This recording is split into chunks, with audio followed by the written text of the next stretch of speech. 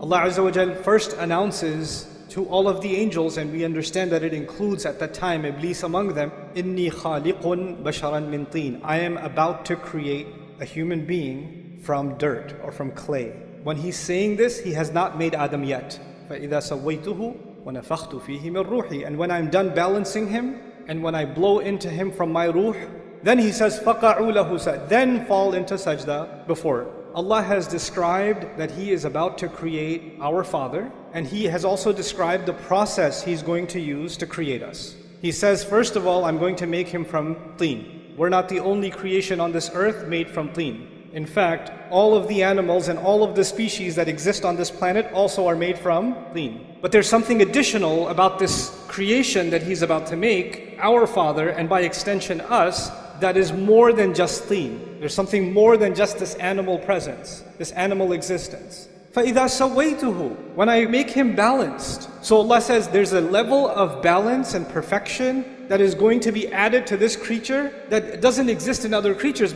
Allah is telling us that human beings will have an ability to balance opposing things. They're going to have the ability, for example, to balance their individual needs with the needs of their family. They're going to balance their personal responsibilities with social responsibilities. They're going to balance their rights and their responsibilities. The balance is actually between our impulses, our emotions, and our thought process. So let me explain what that means. When a hungry dog sees something, it goes and it bites it. It doesn't think about the consequences. There's the emotion and then there's the action. That's it.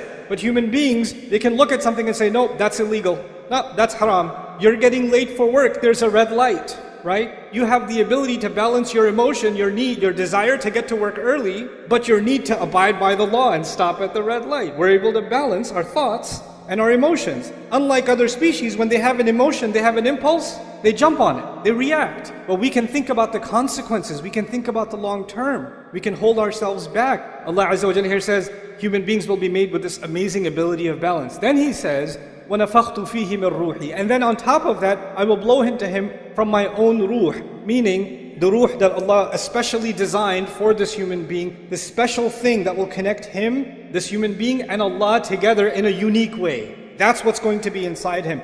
So this ruh is inside him, unlike other animals and other species. There's a special kind of thing, a special kind of light inside this human being. So he's made up of these three things. He's made up of dirt, and he's made up of this balance, and he's made up of this ruh.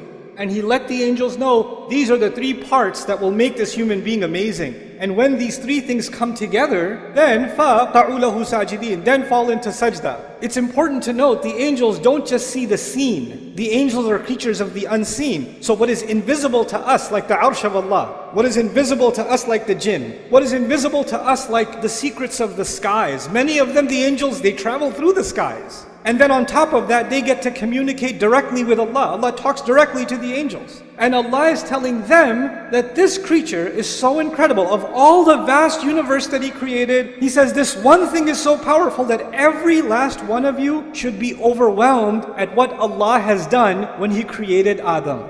That you should fall into sajda. فَسَجَدَ الْمَلَائِكَ كُلُّهُمْ أَجْمَعُونَ. All of them, all together fell into sajda. How big of a deal is the creation of Adam alayhi salam? So now, this announcement is made. And Iblis, we know, heard this announcement also. And if Iblis heard this announcement, he also knows that Adam is made up of three things. But we know that when Allah tells us that when he refused to do sajda, he turns to Allah. He doesn't say خَلَقْتَنِي مِن نَارٍ وَخَلَقْتَهُ مِن طِينٍ وَسَوَّيْتَهُ وَنَفَخْتَ فِيهِ مِن رُوحِكَ. He doesn't say that. He says, you made me from fire, you made him from dirt. That's just one of those three things, isn't it? There's two more things. And He knows about those two other things. He knows about the taswiyah, the balance of the human being. He also knows about the ruh that is inside the human being. But when he complains to Allah that you made him from dirt, he pretends that he doesn't know about those other two things. But he does. He fully knows. When he denies these other two things, he knows that if he acknowledges those two things, then he has to acknowledge how incredible the human being actually is. But if he only acknowledges the dirt, if he only acknowledges the mud, then what's the difference between Adam and a horse?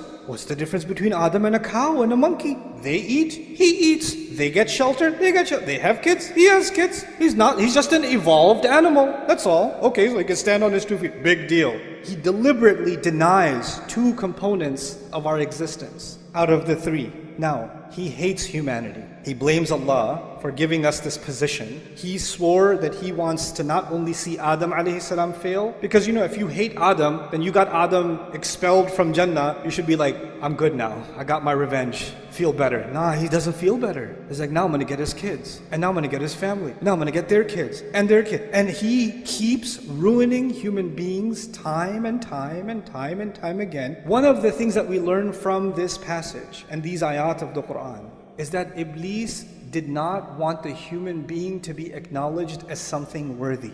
One of his greatest successes, if he can convince you and me that in fact you're not worthy. Self-worth, valuing yourself, respecting yourself as a human being is actually one of the great crises in the world today.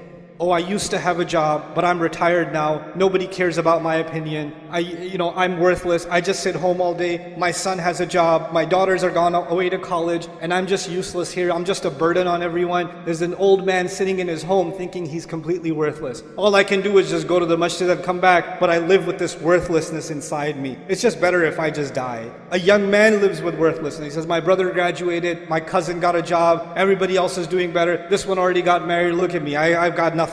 Everybody tells me I'm a loser, I must be a loser. What does Iblis want to do? He wants to get people to say things around you in your life. They'll say things to you that make you feel worthless. They don't even realize they're doing it, but they're having this effect on you when you start thinking, yeah, maybe I am worthless. Maybe I'm not that big of a deal. I'm a nobody.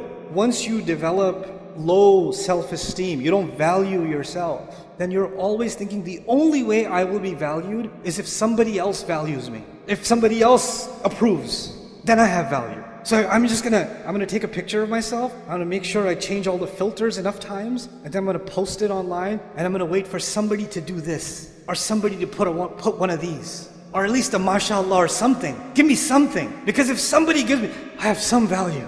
Okay, now what do I got? I need more value, because I'm worthless again. I haven't posted in 2 days. I need to get back on. I need to feel valued again.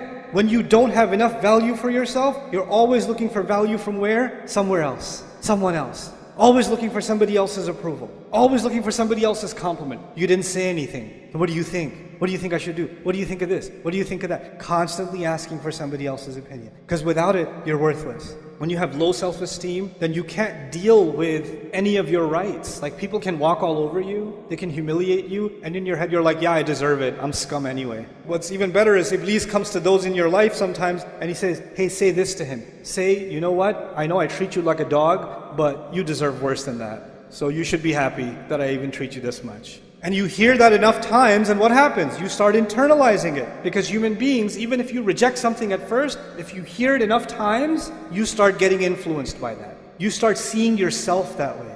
When you start developing this is a great victory of Shaytan, because Shaytan says, that's what I was saying, man. That's exactly what I was saying, just dirt. Look at him. What ballads, what ruh. And what does Allah do? Before you and I even came on this earth, because of what our Father was given, which we have been given, the creation of our bodies, then on top of that the taswiyah, and on top of that the ruh. He gave us an honor above all of Allah's creation, and all of Allah's creation see us as a miracle of Allah, worthy of all the angels falling into sajda, in awe of what Allah has done. So now the angels in the heavens are impressed with you, and you're not impressed with yourself. You think you're worthless. But this is one side of the equation, that we value ourselves. But Iblis, he's got multiple tactics. One subject that keeps coming up is self-love, self-worth, self-esteem, which is what I'm talking about too, but you can take that too far. You're amazing. You're the best. Believe in yourself. You. Nafsuk. And you're like, yes, nafsi.